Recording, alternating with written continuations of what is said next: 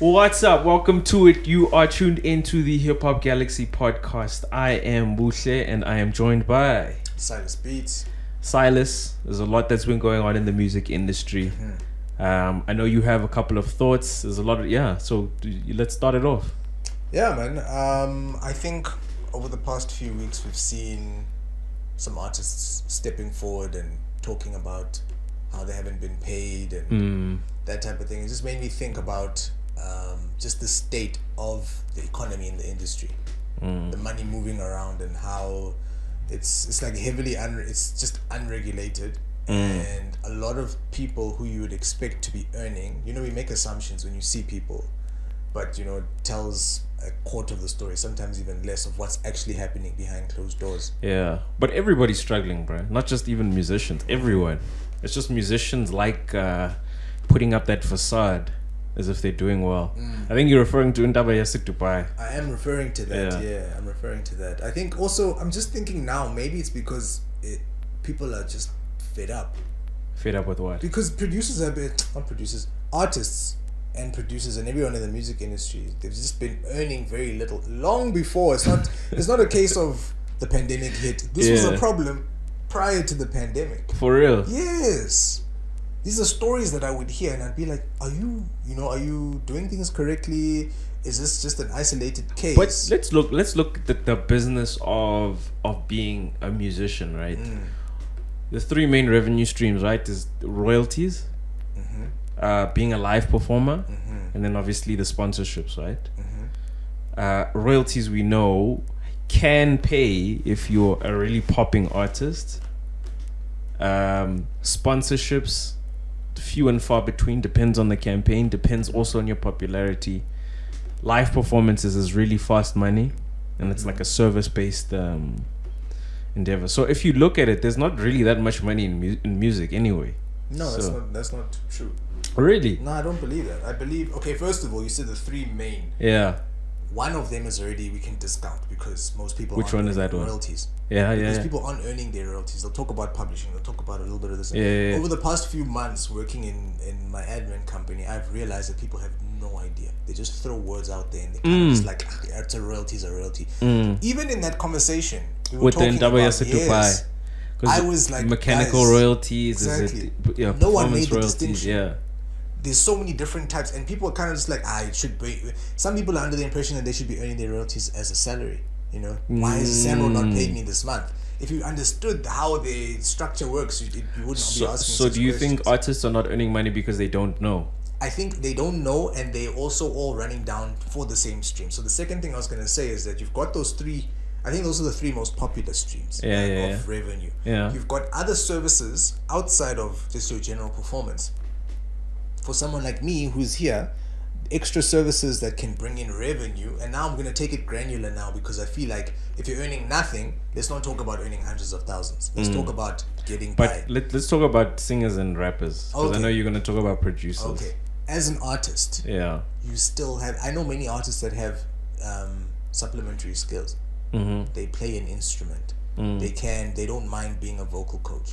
They could take their songwriting services. I know one who takes his songwriting services and he offers them as a service. I think he does it on Fiverr as well. So these are all extra revenue streams that can build up in between waiting for all these gig payments and all of that to come through. I feel like people shouldn't quit their day jobs. I feel like it's an unpopular opinion, but I think a lot of people shouldn't quit their day jobs and should... For music specifically. Yeah, for music specifically. It's just so... It's so wild and unstable. Why go into it full time? Because you can... I know people say like, yo, I love this and I want to do it. But if you do that, you can end up hating what you love. So you mean that they shouldn't do it ever? So there should always be an element of... I think if somebody in grade 12 said to me, yo, I'm thinking of not going to varsity and going into music, I would say there's so much downside to doing that. There's so much upside to maybe going and studying accounting and law, right? You leave, you've got a skill, you've got a qualification, you can practice, you can learn, and then you can apply that into your music and the way that you move, and you can fund yourself, and you can get to a point where you can do it, and obviously if you enjoy doing that, you can do it when you have time for it. and then make money like that. But you don't have to put your life on pause, because a lot of musicians that I find are like depressed. I don't know if you saw Marco we were talking about, was alluding to suicide. Yeah, it's just unnecessary suffering for me. No, I hear you, and it is risky. That scenario you gave is damn risky. I would say the same thing. I'd be like, yo, go to school. Even studying sound engineering at this point, I don't think is the most necessary thing. Because sound engineering has its portion of the stuff that you see, but it's also got the portion of live sound and stuff like that. I can't speak on live sound. I didn't study sound engineering, but I feel there are other way more marketable industries that you can go into, then possibly do your music on the side, parallel, and then should there be a stage where it grows to a point. This is the question I wanted to ask you. Once it gets to a certain place where you feel like, because you said that you'd be able to do music when you had the time, when it gets to a place where it's a competing activity, and you have a 9-to-5 job, yet you have gigs to get to, you have shoots to get to, there's an endorsement, and the endorsement says you need to fulfill these certain tasks, and you find that you're now sandwiching everything into your day. Is that still a point where the balance should be struck? Just because it's so erratic, it's there today, it might be gone tomorrow? Yeah, my feeling on that is it has to be stable. So number one, if it's stable and I can see that these requirements are stable and what I get is stable, I'd consider it. And number two, I'd then make a decision as, if I stay in my job, am I losing money, as opposed to maybe pursuing this music thing where I could get a lot more money. Then if the second case is true, I could get a lot more money and it's stable, then I would move out. Because then it wouldn't make sense to be still at a day job. Yeah, it's tough. It's tough. I myself, I'm in that space there, right in between there, where the revenue it's nice, because there is one stable job that whether or not, as long as I clock in at a particular time and I go through my day, I'm good. Then with the music, it's also bringing in revenue, and I don't want to drop both, but unfortunately, time-wise, it's affecting me because I don't have that much extra time. But then why don't you hire somebody for the music thing? I have, and you're still finding there's still aspects that I can't hand over just yet. I think that's more of like a branding thing, and that's me just being too much into the business.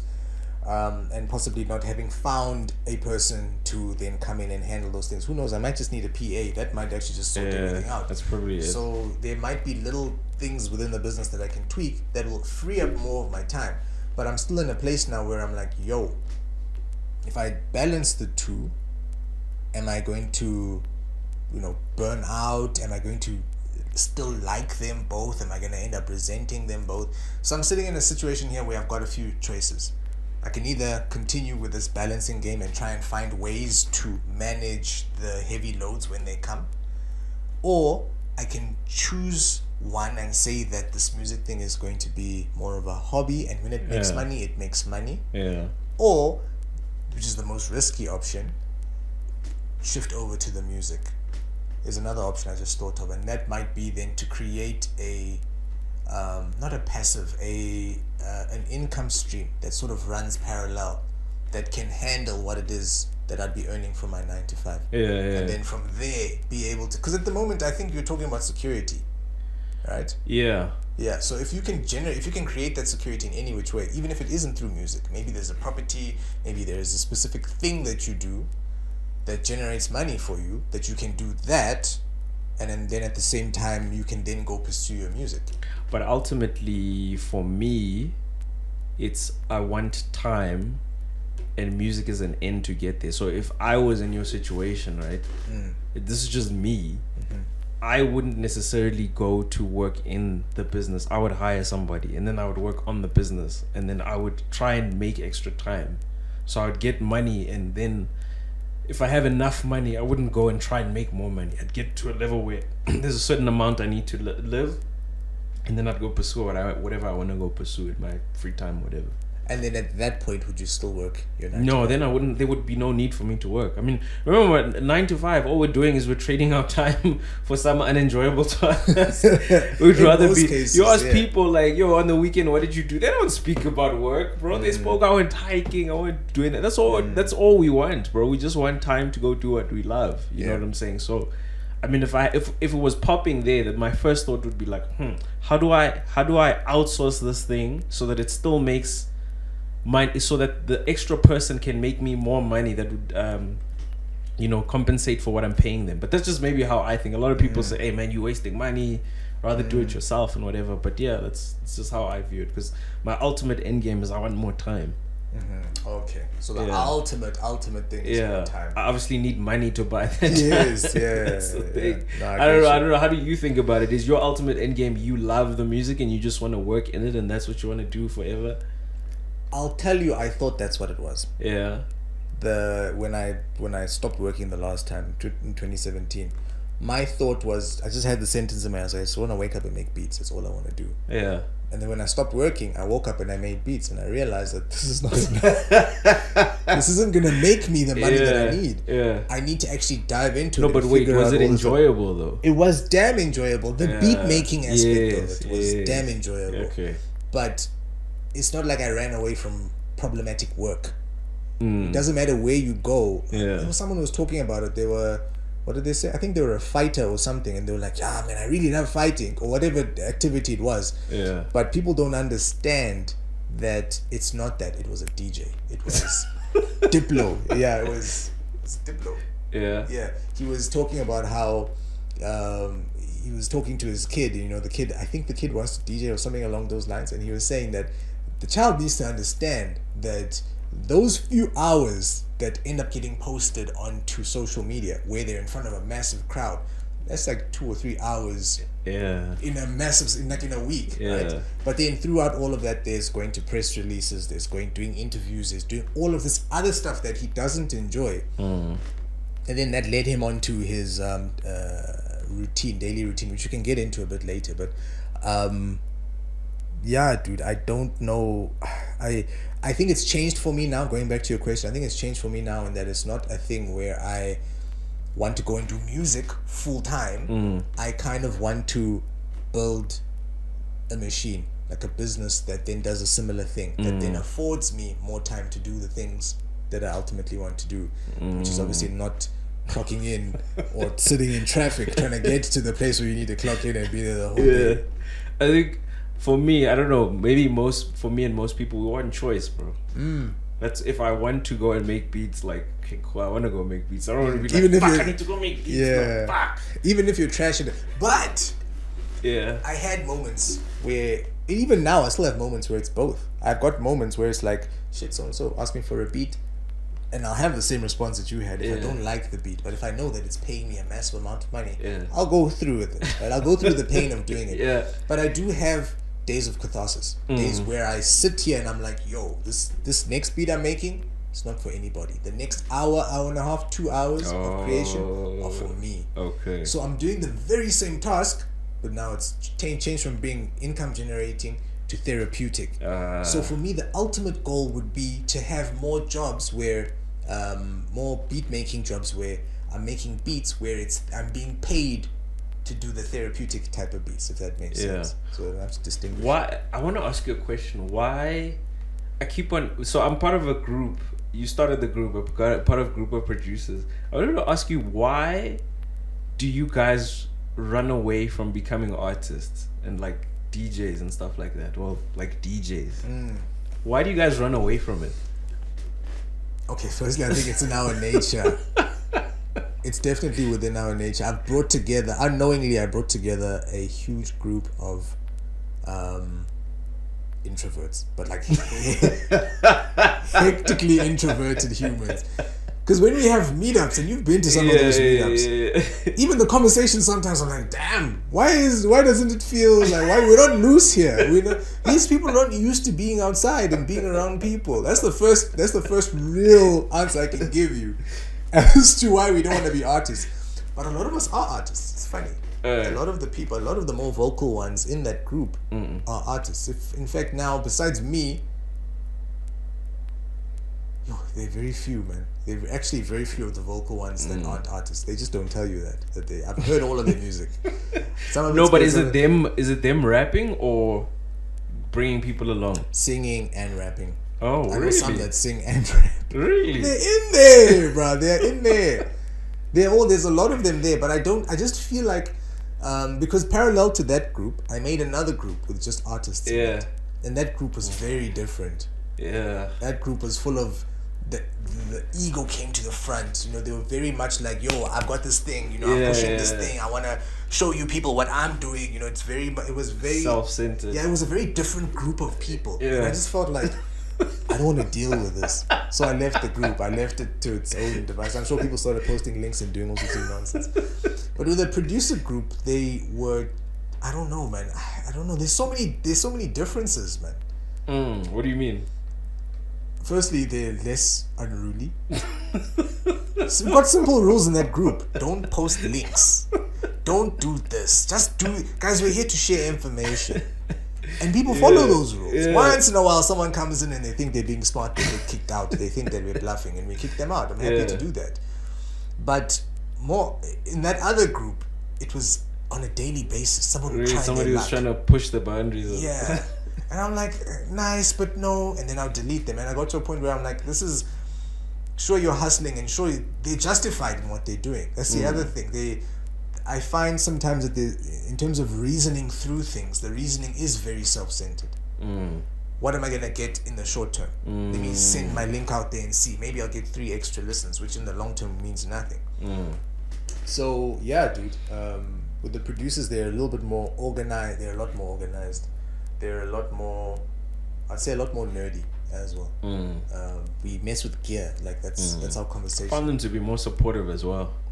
You think so? Yeah. Of each other or of artists? Of each other. Okay, yeah. What, like you want to say nah, dog? Nah, I thought you were gonna say of artists, because that's a completely different. that's a different comment. The producer-artist relationship. Niggas complain about artists. Huh? People complain about artists. Like the producers complain about artists. They're a problem. They can. I've seen high-profile South African producers put in their statuses, "I hate rappers." And I'm like, what? I know why. Oh my gosh, this is. What do you mean? You know what happens? It's we're dealing with a problem that, again, going back to what we were saying in the beginning, where it's come to light now after COVID and people are just fed up. Where producers have always been, historically, have been the people who take a back seat. Yeah. Stay in your corner, do your thing. Don't Maybe speak. you'll be part of a team that will blow up. Yeah. Right? And what that's led us to is this type of person who comes into studio. We sit down, we work, we'll mix, we're those lab rats, right? We sit there, we work, we'll get everything done, and then at some stage, you know, we realize, like, shit, I'm not getting paid for this. I've got a full schedule. Monday to Friday, I'm recording someone right from the morning to the late in the day. Then after that, I'm expected to go and mix in my own time into the night. Yet at the end of the day, the amount that I'm being paid is not compensated. If I'm even being paid, that is where people will then get to that thing of, I hate rappers. So let me address this point, because I'm gonna cut this point, but I can't even put it in the group, because I was the one that said that I think all producers should be DJs, and people didn't understand the point that I was trying to make. The point that I was trying to make was that what was the statement? I can't remember the statement. What was the statement? You were saying that you were talking about collaboration. Yeah. You were talking about DJs. Then you made the comparison between the hip hop industry and Amapiano. Yeah, I was saying, if you look at the Amapiano genre, right, and you look at the DJ/producers, right? Yeah. They're actually driving the genre. Black Coffee is a DJ producer, won a Grammy. Kabza the Small, DJ producer. DJ Maporisa, DJ producer. They're making their own sound. They're finding artists, and then those artists to use that as a launch pad to start their own careers. I don't think Amapiano would be as popular if it wasn't for Maporisa and Kabza the Small. And they're not singing on any of the songs. Okay, DJ Maporisa started rapping, but they're not singing on any of the songs. They're just crafting that sound. I think in hip hop, you get a guy that comes in and says, "Yo, make me a trap beat," and you're like, "I don't want to make a trap beat. This is, but you can't say anything because this person is paying you." But if you were to go, let me make a sound. Let me see what's out there. Let me make my own sound, like Silas Beats. Like, this is the Silas Beats sound, and you were to pull people in, and you've got this full schedule. Then it's you on that stage. You're getting the money. You're dictating the terms, right? That's kind of what I was saying. I find that we, as on the hip hop side, we are like, we've got our bigger bowl. Like, yeah, I need placements, bro. Yes. Like, jump on my, I'll give you beats, bro. I'll give you 20 beats for $1. How did we get there? How did we get there? This is what I was saying. Is exactly how we got there. How? That we were being overworked and we're just not getting anything, bro. It's all got But you're allowing yourself to be overworked. That's what I'm saying, dude. That was the narrative long before any of us wanted to start making beats. This was a narrative of what we were seeing. We were seeing a producer always being attached to an artist somewhere and doing things in that way.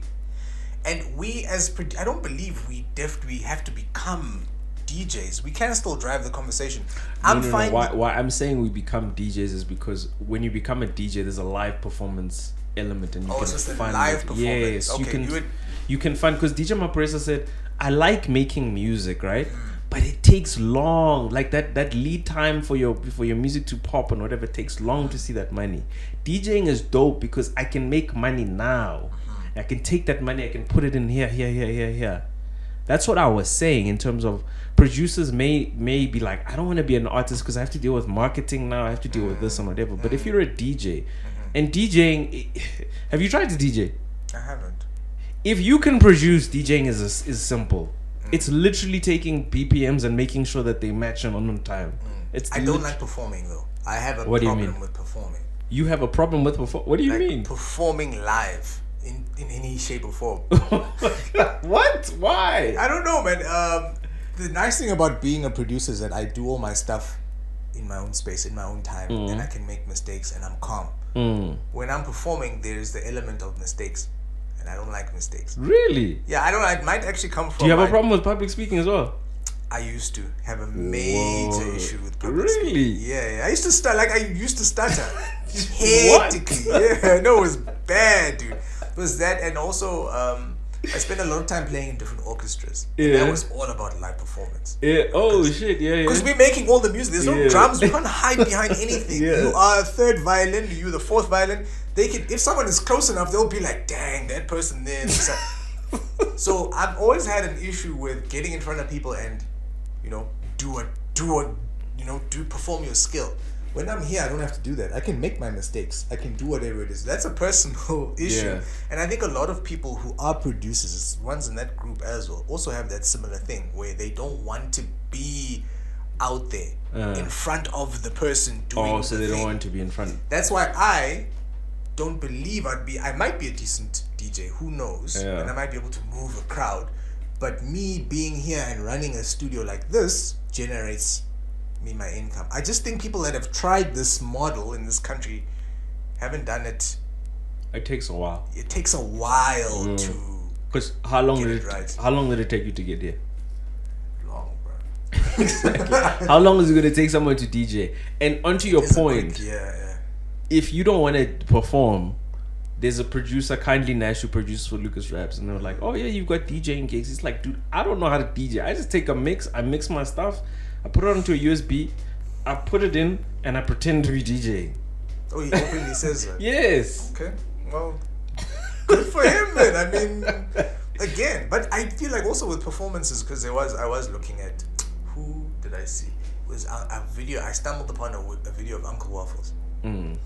And I saw what she was doing. She might showmanship. The showmanship was there. I don't care whether it was real or fake. That I didn't care about. But I think the way in which she's been able to get so many eyes on her is that you're just like, damn, she's confident when she's doing. She knows exactly. Well, you don't care whether it's real or not.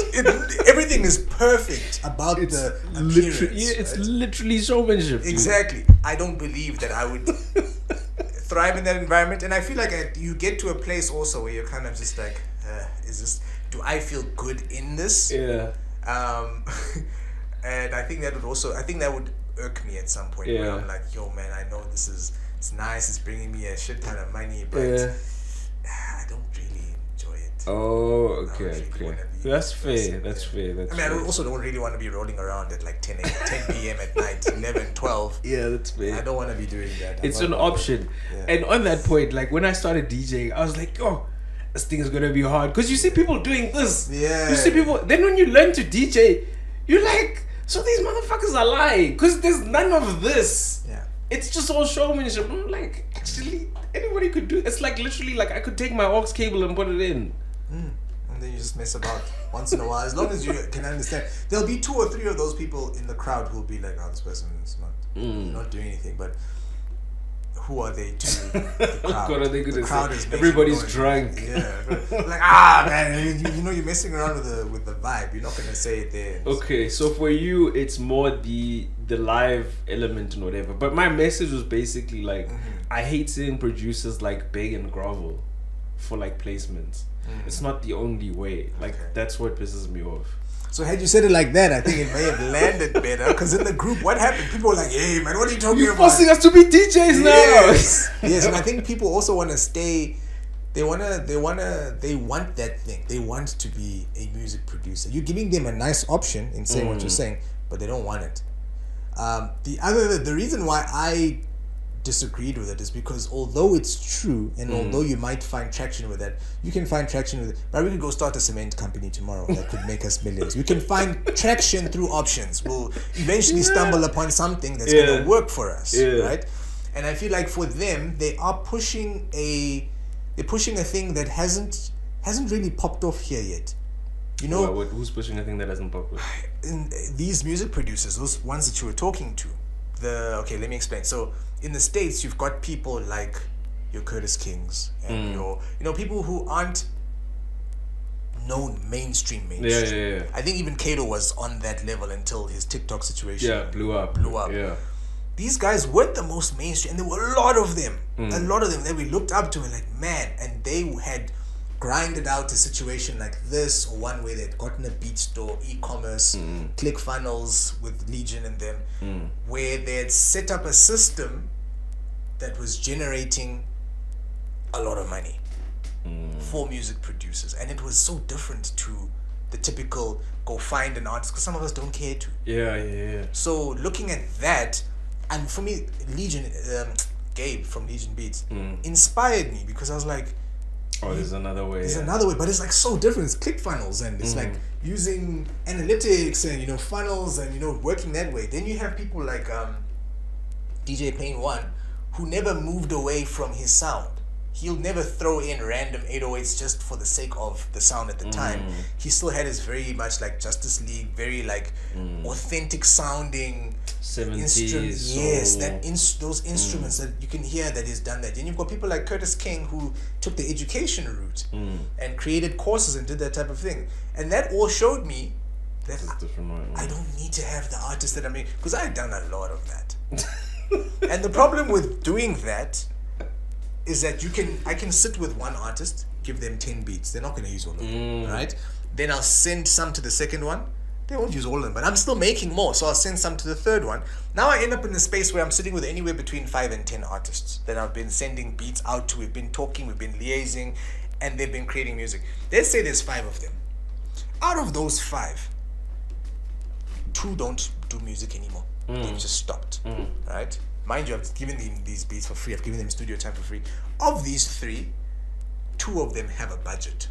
This one has no money, but they really want to push their music. Sorry, it won't work. They want no access to money. Of these 2, one releases, and it's a complete flop. With money and everything, videos and everything. One releases, and they kind of get a little bit of traction.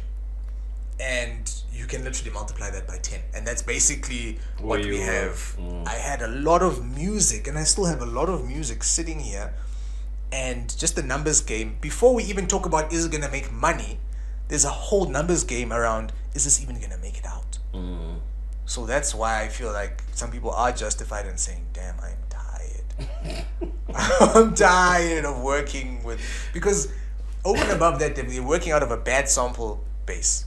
Their artists, there's no one who has access to anything. So all 10 of their artists are going to be people who don't have any resources. And the ones that do one, the artists that are popping one shit for free. Because A lot that's of what them. they used to. A lot of artists. Same with the video. It's not just production, because I'm telling you, if they're skimping out here, my friend, they are skimping out everywhere. The videos, it's the boy, the friend of the person. When they get to the video, they've got another guy who's buying bottles, who's also just a guy who just wants to be around nice time. Then there's girls who come through, also want to be around nice time, and it just builds and builds and builds up, bro. Yeah. So what do you think is gonna happen, bro, to these guys that are in the industry that are not earning that amount of money and whatever, that are scraping by and doing that? They're gonna stop making music. And do what? Something else. It's gonna become unsexy. It was unsexy to be a producer a while, not even that long ago actually. In your 2000s, when I looked at it, I was like, this is pretty nerdy, but okay. And Really? then it became, yeah, dude, it was not, you were a nerd. What are you doing clicking around a computer the entire time? It was the same with entrepreneurship, dude. It was the same thing. When you said entrepreneur, people would be like, this one doesn't have money. Then it became sexy. Then people were holding money to the ear. People were doing things all over Instagram, showing the type of life. I always thought being a producer was the coolest thing. It was just maybe the barrier to entry for me that always clapped me in terms of the learning. But I always thought it was a cool thing, bro. Being the artist, you were the main. You were the star of the show. Yeah. Being the producer, you were the guy. But the super producer. Well, maybe because I was looking at super producers. How many of them were there at that time? Timberlands and whatever. And we can name the biggest in any era. I don't think we can go any of those eras. We can't go past 10 super producers at a time. So it became one of those things, and I think Busta Rhymes said it, where he was like, "Man, it's tough for me to relate to this industry because the barrier to entry is so low. Back when we were there, we were able to have the mystique and all of that because not all of us had access to be able to make a high grade, high quality piece of music. Now any kid who has FL Studio and a half decent mic can create something. So it's a completely different industry, which then brings in all the other aspects that come with it. Now, over and above the economic aspect, now we've got social media taking leaps and bounds forward. Now no one can even know. So half the crowd is talking about NFTs, the other half are down there talking about TikTok. People, Gary Vee talked about the fact that technology is removing the need for the middleman, and I kind of disagree with that because I'm like, with all this volume, you kind of need a middleman now. You need a middleman to, in what sense? To curate what's popping. And to get people on, because dude, there's like 10,000 artists. I'm not gonna listen to 10,000 artists, but if there's one person who's like listening and curating this thing and says, hey man, out of these 10 or 100,000 artists, these are the 10 you should listen to. Listen through them. I'm going to trust that person, and I'm gonna listen to that because there's everything is commoditized now. That is, I think that's a problem with moving forward. You create. Because now you mentioned middlemen and you mentioned middlemen again, but you're talking about two different types of middlemen. The middlemen I think Gary Vee was talking about that we don't need anymore are the ones who, to get your music onto a particular platform or to do a certain, you don't have to go via someone to get that thing done. Now you can go do it straight yourself, to the platform. But in creating that, you've now created a completely different landscape within that industry. So that middleman you've removed, but now we have your problem. Now we just got too much shit to listen to. Now a new type of middleman can now step in. Middlemen are always going to exist. There's always going to be someone. Let me take a silly example. There is, I'm sure you know Wordle, the app. I do, but I've purposely avoided knowing how it works. Okay, so this is a breakthrough moment. And I know something that you don't. No, I purposely said I don't want to know how this works. Okay. So I won't mess it up for you. You can carry on with these things. But it's basically a daily game. Yeah. That was purchased by New York Times. Right. Very, very simple in the way it was made. But now people are getting competitive and they're trying to get the word. So what did someone do? I don't even know if this was built for Scrabble long ago, where you would type in the amount of words, the amount of letters you wanted in a word. It's an algorithm. Amount of letters you want in the word, do you have any letters already? Which ones are missing? And where the placement of the letters that you have are, which is effectively what Wordle is. It's you doing that mentally. So if you plug that information in there, you then get 7 words that are shot out at you. And then from there you're able to tell, it's probably that one. Those other ones sound really weird. And then there you've got that. So instantly there, something has been created for our time and enjoyment, Wordle. But now there's this new middleman that's now come into play, that algorithm, and it effectively then becomes the same thing. Now people who are really competitive are going to go to that little algorithm to then complete the game. Silly example, but that's what I mean. In creating a solution for whatever it is, you're going to create a bunch of problems around it that need to be solved. It's wild, dog. That's wild. The entertainment industry is wild, bro. South Africa in itself is wild, but I think the world is wild. It's just so super wild, like how everything's happening. Technology's changing stuff and things like that. And it's unregulated, bro. Already music was unregulated, so now it's just, dude. Looking at this whole thing that's happened with Ambitious and all of that. That showed me how unregulated and how individualized each situation is. Why do we keep hearing the same story? The basis of the story is the same. It's different people, just exchange the people and exchange the dynamic. It's 2 labels in this one, in the other one is 3 labels. But the story effectively has a very similar thing, and then there's always a point where someone has had enough and they take to social media. Why do they take to social media? Why do they complain? Why are they media statements? Why? The funny thing about this time around is that most times when that happens, the audience is on the side of the artist. But this time around, the audience was like, but dude, you signed a contract. Why are you telling us? Like, dude, like... Is that a step forward? Does that mean that the masses are now more educated on it? Because before people used to, back when Zahara first cried, people were like, no, you can't do that to Sahara. But now people are like, hey man, there's a pattern here. I think because people they're more clued up on business and they've seen these stories and they've seen the other sides. So they're like, nah man, you have to, at some level, you have to be accountable. We don't know all the things. Because you know how Ambitious worked before, right? Explain for the guys basically got a salary. They got a 20 grand salary. So they would go perform and they would get housed in, it was an apartment in Midrand, very nice apartment. So this was open. Was this open information at the time? No, but it wasn't hidden. I remember one time I went with some guys. We wanted to do an interview with Ambitious guys. So the guy was like, no man, pull through to this apartment block. So we went to that apartment block. All the Ambitious guys were there. Saudi, MT, there was some new guys, the producers, they were all housed there. Were they just chilling? Yeah, the Ambitious basically said, listen, we'll pay you and we'll pay your rent. You don't have to worry about rent. We just want you to create. And then with MT, because he was a little bit of a bigger artist, they gave him a car as well.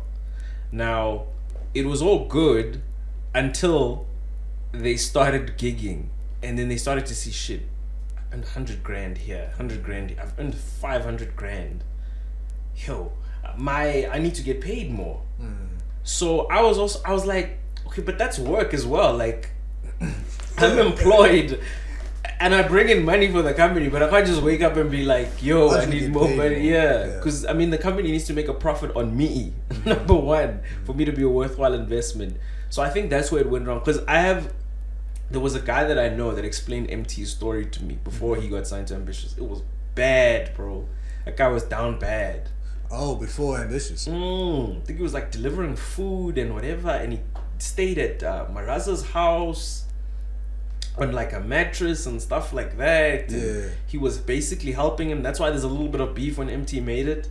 There was a little bit of bad blood because it was like, yo, bro, I helped you out. Like, yo, can you not kind of help me and put me on? Beef between MT and Maraza. Yeah, like it's not like it was just like not beef, but like, dude, you know, you in a position now. Can you not like, you know, yeah, send the elevator down, you know. But I was like, bro, that guy was like nowhere, and then Ambitious came and took him and gave him money and whatever. And you know how music is; it takes a while, dog. Like 20,000 rand a month, you're being housed in apartments. I don't know, where do you stand on that? Like, how do you, because that's a new business model that they were like kind of pioneering versus the business model where it's like a joint thing where they take 80% and you're left with 20%. Where do you kind of feel on that? It's going to sound so contradictory to what I usually say, but they were trying something and it worked up to a point, and I think it was around the fact, look, I can see that their ignorance was taken not advantage of, but people were like, man, if they don't know, they don't know, and if they're not trying to try and find out, then on which side? On the side of the label. Yeah. Speaking about the artists. Yeah. If they don't know, they don't know, and if they're not going to try to figure it out, too bad. But then in terms of them having, in terms of them moving from a place where they may be delivering pizzas, whatever it might be, to having something, they were like, we've given them the bare minimum. What I think they could have foreseen was that when you move from 0 to 1 and you realize that you're actually worth 3, then but hold on, Silas, before we go and say they were worth 3, Ambitious was pumping money into these guys' projects. They were pumping money into them going to radio shows and whatever, because the artists were not paying that. It was not recoupable. It was not expected. They went countrywide. They did radio tours. They then went on. They paid allegedly the payola thing. Allegedly. But even if it was, you know, let's pretend it was true, right? That's a lot of money. Yes. That's a lot of marketing money. Yes. But now understand it from the position, and I don't like doing it, but understand from the position of the artist. Before you go on, and we just said there's hundreds and thousands of artists making music, right? There's hundreds of thousands of people making burgers. Does that burger, even though it's better than McDonald's, does that make you compete with McDonald's? No, it doesn't. It's the marketing money. I'm for the label, and I'm on the side of the label when it comes to that. What I'm saying is the mentality and the mindset. Oh, they should have foresaw that. They should have foreseen. They know who they're dealing with. You've got all these things in place. I like the model. Personally, I like the model because I've worked with a lot of artists who are not making anywhere near 20K a month. And this would be a good thing for them. Yeah. But knowing the people that you have, and going back to the conversation we had about artists versus producers a little bit earlier on, the artist is going to be more, you know, like me-centric. They're going to be like, yo, this is what I bring to the table. I am this. And they believed it long before when they were still earning nothing. So now all that's happened now is that you've given them a bit of money. They're now stepping forward in life, and they're like, that mentality they had before is just now amplified. Now they're going to show you their true colors. So it was inevitable that they'd get to a point where there would be an outburst. And it wouldn't be a amicable outburst, because now they almost felt like they'd been wronged purposefully. Like, you guys knew you were making so much money. You knew all this was happening. Yet you still allowed me to earn this much. Yeah. And then from there they sit and they speak within that camp. They talk to each other like, no, guys, we should. And you've seen these echo chambers when 3 or 4 people sit together and they talk about the system. Because they see, dog, we made 2 million rand for Ambitious this year. Meanwhile, on the back end, Ambitious has spent 5 million rand on marketing. Ambitious is still in the hole. You're still getting your salary. I think what messed the artists up and their perception of what was going on is that when they go to the club with their peers, they see their peers popping bottles because they just got that 200 grand from the performance. You see their peers buying cars. With 20 grand, what car can you get? You know, if you save it, you're popping. You're popping. You're popping on TV. You're the biggest artist. Everybody sees you, but artists that you feel like are beneath you are popping bottles and they're doing shit that you can't do. So it kind of messes. But that for me is a them problem. No, but then they should have foresaw that. Yeah. So now I'm saying Ambitious should have foreseen that. Their system works if everything is laid out and people understand it. But now for someone to then see all of that many years ago, still decide after time that they're going to go into that knowing This is why people are fed up, because back then it was a new-ish sort of model, but now we're like, man, but we've got case studies over there. But Ambitious has changed their model now.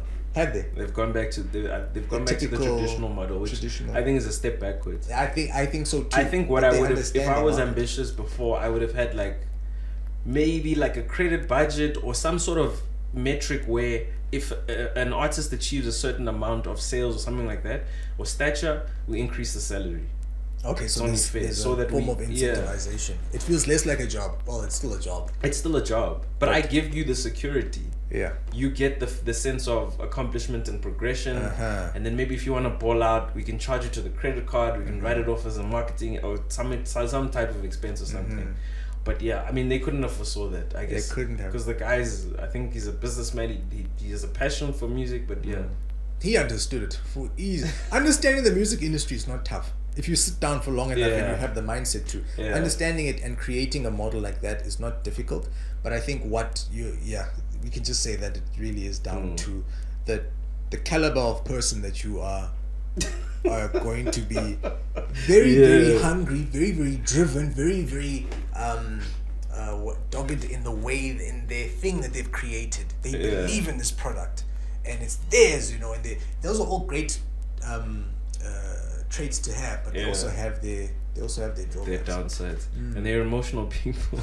There is that too. All musicians have a level of emotion that you look very you look very tired when I said the emotion. It's like you've dealt with horror stories, bro. Yeah, no, bro. I don't know how much time dude. Running. Nah? How much time we at? Now we're running on 46. You can go on for one. Yeah, let's go on, bro. So I think you can't. It's tough to argue with someone who's so deep within that belief. You're not gonna get through to them. I've had an artist talk to me about. He was talking about tax, and he couldn't understand why people need to pay tax, and he was so. And this is someone who's like, they were in their 30s, early 30s. Yeah. Because of the type of work that they've been doing, and because the money's been so erratic, some under the table, some in envelopes, some in straight into their bank account, they've been earning, but it hasn't shown that they are of, you know, tax paying. No one's come after them to say, yo, you need to start paying tax. Yeah. They don't have a tax number at their old age, and this guy, they were pushing that. They're like, but it's my money. And I was like, how do, after they said their thing, I was like, how do I explain this to them? You're not gonna, there's no way anything that you're gonna say is gonna make sense to them. But you should have said the roads. How do you think they were built? Who do you think sat and said we're gonna build roads? But then that's when they start getting that the same thing that you and me, who are actual taxpayers, were like, yeah, but you see the roads now, they're looking like nonsense. We can't say those things because we've thrown money at it. We've seen that nothing's happened. But for them, they then pick up the same narrative and they say the same thing. Yeah, but look at the roads, nothing's happening yet. They haven't paid. They don't understand. And you'll see there's a common thread that when someone doesn't know about the basics like that, chances are there's a lot of very basic life things that you pick up in your 20s that you know very well. It's common in your 30s. When you sit amongst your friends, you talk about tax. Man, we're all taxpayers. But if you sit amongst artists in their 30s, I promise you, that conversation is going to be very different. They don't know. What do you think about, you actually bring up something, what do you think about artists, people saying that if you're an artist, you can't study like logical maths related things? Do you believe in that? Do you believe that people so why do you think that's perpetuated? I think a lot of artists are just I think the mind of the creative, shame. We've looked at many creatives, and sometimes you just look at the best creatives and like, yo, that person was a nutcase, or that person, they were unorganized. There's a very typical personality type that you associate with being an artist. I really don't. I don't see that as true, because we're all along a spectrum. We always say left brain, right brain. There's a massive spectrum that goes both that way and that way of understanding what an artist is. You can be creative in certain things. Like, I know people who can be creative with numbers, people who can be creative with music and sound, people who can be creative with just random stuff. That's what I wanted to bring up, because essentially creative, you need it for problem solving. Yeah. And that's what the logical accounting side. It's problem solving. It's just once you learn the rules, you can be creative and whatever, and you can apply that to business. I don't think artists get that. They're like, the admin, the That's laziness. That's different. That's very different. And I've heard that as well. You know, this admin stuff, I'm just not strong with it. I'm like, no. It's because you haven't applied yourself in any shape or form. You haven't even tried. Yeah. I'm just not good at that stuff. You just don't like doing it. I don't like doing admin. Yeah. But a little bit of application, and it becomes easier. You know it. Once you get a few of your life things in order, you learn these skills. You become an adult.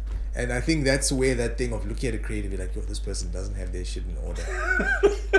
And this is why they get taken advantage of, because you're like, hey man, there's a lot of money coming in here. They don't know where half of it is going. I've got numbers here. I can move a couple of these zeros and they won't know what's going on. Just keep on flooding them with alcohol and drugs and they'll... Yeah, I mean, even that narrative as well. Some of your most creative people don't do anything. They drugs and alcohol. They'll do other things. They will work out. They will take runs. They'll take walks. They'll burn incenses in the house. You know, they'll be very hippie vibe, whatever it is. But I think there is a very, very clear, when someone thinks of a creative, you're just like, oh, it's a creative. And this is why certain people don't like dealing with certain people, because you can hear sometimes the way a creative will answer a question, you know, and they're like within themselves so much. I do it too sometimes. Really? I do, but I think I like to believe I'm a bit of a hybrid, because I've lived on the one side and I've lived enough on the other, so I kind of try and find a middle point. Production is very technical, dude. Like I feel like it's very rare that I'm creative. Really? Doing production? I'm more following rules, and cause I guess it's because I studied before I started the music production side. I studied the music theory side of it. I studied the drums. There's a certain format that you need to follow, and then you can be creative within that format. But it's not like it's free for all. I don't know if you find that. You don't find that? I used to find that though. Really? And I think it's what you said just now, that once you learn, the more rules you learn, the more you can break them. Oh, okay. So you're at that point where you're breaking rules. When I sit down and I'm doing that catharsis where I'm like, I'm making a beat for me, and I'll break all the rules. Yeah, I will, because it's very technical. There's grids and there's all these rules and there's numbers and there's all the scary technical logical stuff coming at you. But if you understand all of that, it now starts to look like a playground. I turn the grid off usually when I produce. Really? I don't use the grid. I'll use the metronome to make sure it's in time, because the fundamental tempo is important for later on. But for the most part, my stuff is never to grid.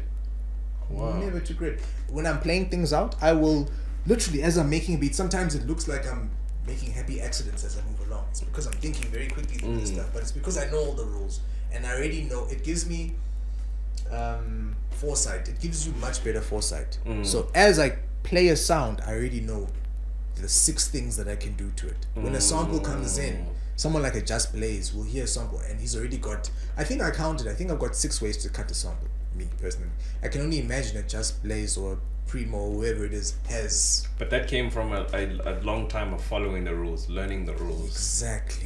Exactly. I mean, I'm thinking of something that really isn't. I guess it is very personalized. Sport, where you follow the rules. You'll train and train and train and train and train. You get to a place now where you're like, hey, but what if I do this? What if I add this? What if I change my diet like this? What if I play like this? I know I'm a winger, but what if I just try this little thing every now and again? That's when you start to really get that's when you really start to shit I forgot to go on.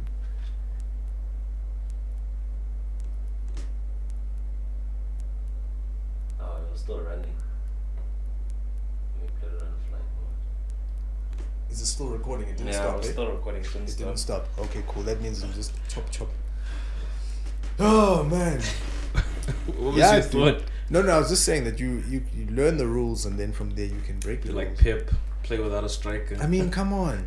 I know it doesn't always work, but that's the thing. You'll then get ridiculed because then at that point, hopefully you've built up enough of a track record, trying and failing that eventually it works so well that you can be forgiven for not playing with a particular player in a final, and you can still, it's tough to figure you out. It's tough to figure you out. So yeah, and I admire those guys. Which guys? People like Pep, people like Klopp, people who are able to sit with a team, sit with multiple problems, deep-seated problems, and just work through them year in and year out. And every year they were like, Klopp, you always get second. Pep, you choke and you do these funny things. You're a cooked guy. Yeah. But ultimately, they're gonna go down as absolute legends for being able to stick with these guys. And I'm not a Liverpool supporter, I'm not a Man City supporter, but these guys were able to turn these teams into powerhouses that are so they're drilled and bright. Like when you see them play, you're like, even when I watch my team play against, I'm like, not today. It's like Sir Alex in the United days. But that was crazier because he did it in 3. He had different periods where he did it. He didn't do it just once. He didn't do it with one team. So Alex Ferguson is either Timberland or Dre, because they did it over whole different sounds. Not as well in each one, and I guess it was the same for Fergie as well. But that for me, when you can take a bunch of players who are mediocre, look at the names. If you think about it, all as John O'Shea, Chisung Park. You look at them, you're like, how much? Had they gone to another team, they probably just would have been a squad player. But here, that team, they needed. They needed in that team because that team was, and that only takes time, understanding all aspects of everything. Apparently, they did an interview with Rio Ferdinand, and they were talking about how Sir Alex was. Sir Alex wasn't heavily involved in the training. He said that Sir Alex's way of thinking was, I'm the top guy and I've got a bunch of lieutenants. The lieutenants are your Giggsies, your Scholesies, your Ferdinands, those guys. And those guys are going to be the ones to maintain the standard. So now it's no longer a thing of a Cristiano comes in. Apparently the Cristiano, Nani, and there were a few players that came in and they had to whip them into shape, but he didn't do it. He didn't have to. Because the other players were like, yo, if you're gonna be here, you're not gonna do that nonsense. I see you going out tonight, you're not gonna do that nonsense. That's not what we do here.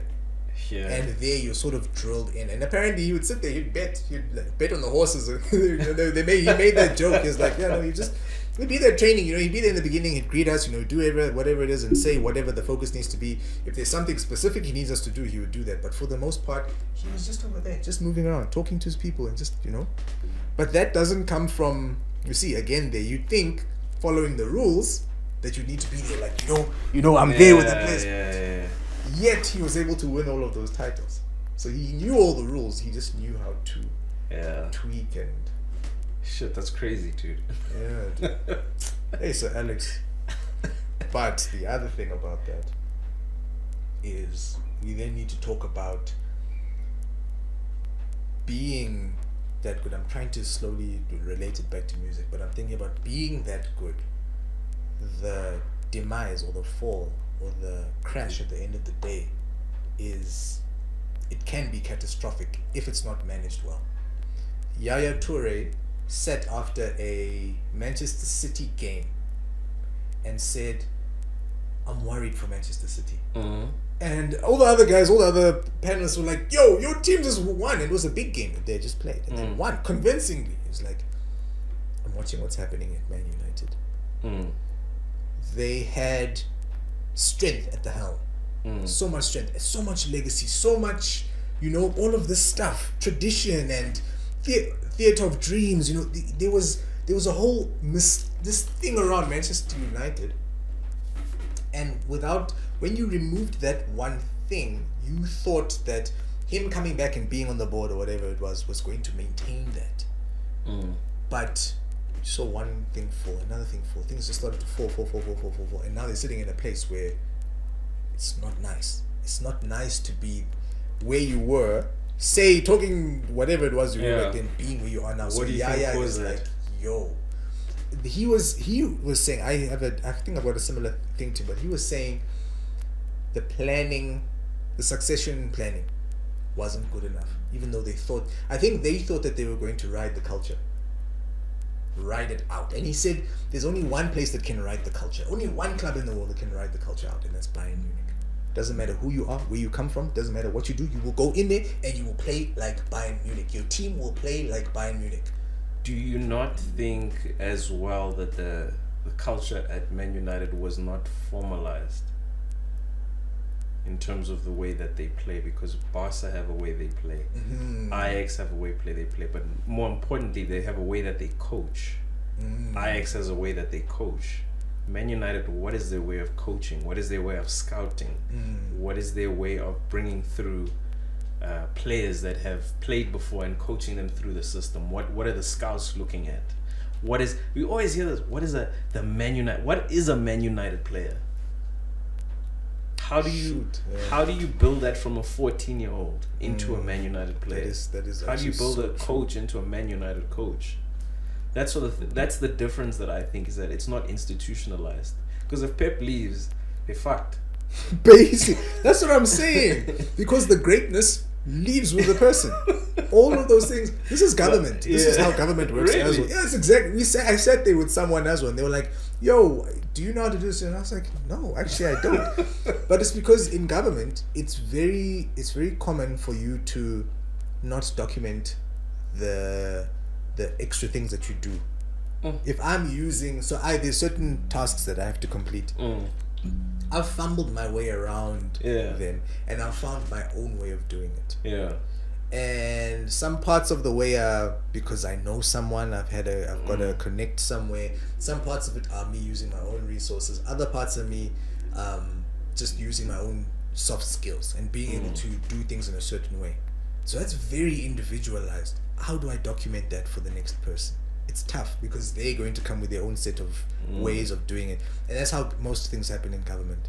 That's why people end up holding on to, they're like, yo, you need to stay there, because the moment we remove you, that doesn't get done, which is terrible for such a massive business called the government. You can't have that, but that's what we have. I was shaking my head, but I was like, that's also what happens in corporate. I mean, yeah. So, but isn't it more in corporate? Isn't it more to the person's advantage to hold, as opposed to in government where you kind of just like, stuff it. But in corporate, if you hold on to it, don't you become more of a valuable asset? When you want to move up, it's a problem. Or you want to move somewhere else because they're like, he's too valuable there. He's way too valuable in terms of what he's doing. If we move it, we're going to have to train someone, and we don't have the training resources available. So, but what I think one of my bosses told me the other time, he was like, you have to make sure there's somebody ready to take your place if you want to leave. At any given time. Yeah, if you want to leave and get it promoted. What if your work scope is more than what one person can do? You're doing the job of multiple people.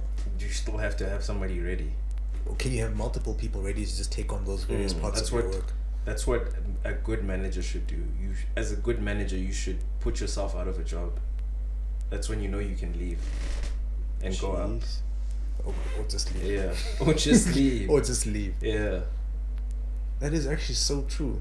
That is so true. I don't feel like that at my place of work. Really? I don't feel like that. You don't feel like if I step out of the system, for whatever reason, it won't, they won't miss me for long. They'll bring someone else in, and then they'll find their own way. Bumble along until they find a way of getting it done, and that's sort of what's always been We need happening. to talk about that in context with your business on the next podcast, dude.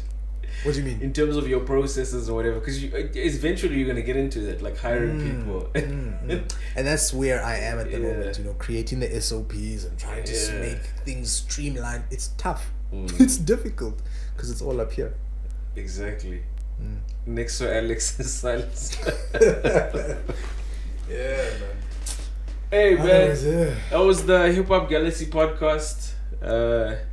Thanks for watching, man. Any parting shots? parting shots. Yeah. You have. Nah, I feel like I went at people unknowingly. Anybody using your logo that you Nah, none of that. Yeah, no man. We'll pick this up again and we'll carry on. Alright, cool. That was a Hip Hop Galaxy podcast. Peace.